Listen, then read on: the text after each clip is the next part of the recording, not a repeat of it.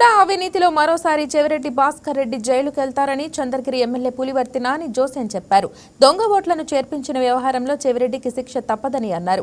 చెవిరెడ్డి కుటుంబానికి సహకరించిన అధికారులందరూ వారం రోజుల్లో సస్పెండ్ అవుతారని చెప్పారు.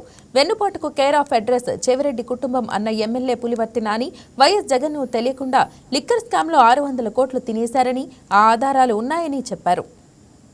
రాష్ట్రంలో యువగలం పాదయాత్ర ద్వారా చిత్తూరు జిల్లాలో స్టార్ట్ చేసి 2023లో రాష్ట్ర వ్యాప్తంగా తిరిగి చంద్రగిరి నియోజకవర్గంలో 4 రాత్రులు 5 రోజులు తిరిగి ఒక ప్రపంచం సృష్టించిన వ్యక్తి మా నారా లోకేష్ గారు.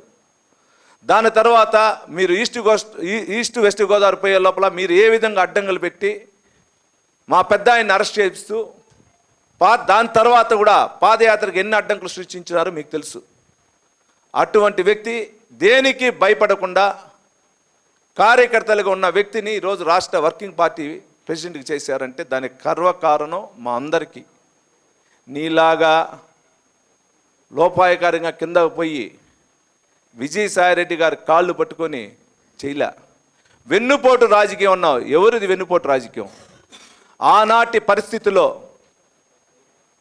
ఆనాటి ఉమ్మడి తెలుగు రాష్ట్రంలో మీ పార్టీలో ఉన్నటువంటి ఈరోజు లక్ష్మీ పార్వతి వల్ల పార్టీ నాశనం అవుతా ఉందనే ఉద్దేశంతో ఉమ్మడి ఆంధ్రప్రదేశ్లో ఉన్న నాయకులు కార్యకర్తలు అందరూ కలిసి సమిష్ట నిర్ణయం ప్రకారం చంద్రబాబు నాయుడు గారిని సీఎం చేయడం జరిగింది. ఆ రోజు 1, 2 సార్లు 3 సార్లు ఆ రోజు పెద్ద ఆయన స్వర్గీయ నందమూరి తారక రామారావు గారి దగ్గరికి వెళ్ళి లక్ష్మీ పార్వతి వల్ల ఈ విధంగా జరుగుతూ ఉంది, అన్యాయం జరుగుతూ ఉంది అని చెప్పి 3, 4 సార్లు అందరూ నాయకులు చెప్తే కూడా లక్ష్మీ పార్వతి గారు మార్చుకోనప్పుడు ఆ రోజు ప్రతిపక్షం ఉన్న కాంగ్రెస్ పార్టీతో లోపాయకారంగా లక్ష్మీ పార్వతి వర్గం చేసుకుంటే పార్టీ ఎక్కడ దెబ్బతింటుందన్న ఉద్దేశంతో ఆ రోజు ఉన్న నాయకులు మా పెద్ద ఆయన సిబిఎన్ గారిని నాయకత్వంలో పనిచేయడం జరిగింది.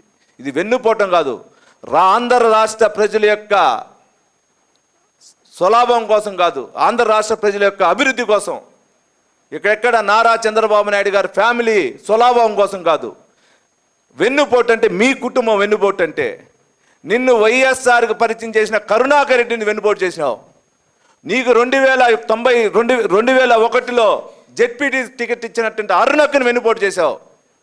2014లో నువ్వు గెలిచిన తర్వాత మన చిత్తూరు జిల్లాకు పెద్ద ఆయనని పిలిచే రాజగోపాల్ నాయుడు గారి ఫ్యాక్టరీలో ఉంటే నువ్వు ఏ విధంగా SC ST కేసు పెట్టి బెదిరించి ఏ విధంగా చేసినావో నీది అది వెన్నుపోటు.